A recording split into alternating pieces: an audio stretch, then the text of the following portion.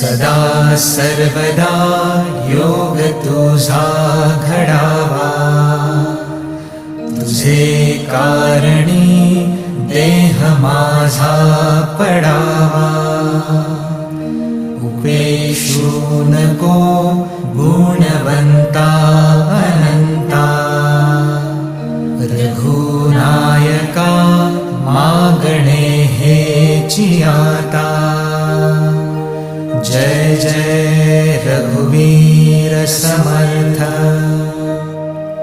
मोरया मोरया मी बाळताने, तुझीच सेवा करू काय जाणे.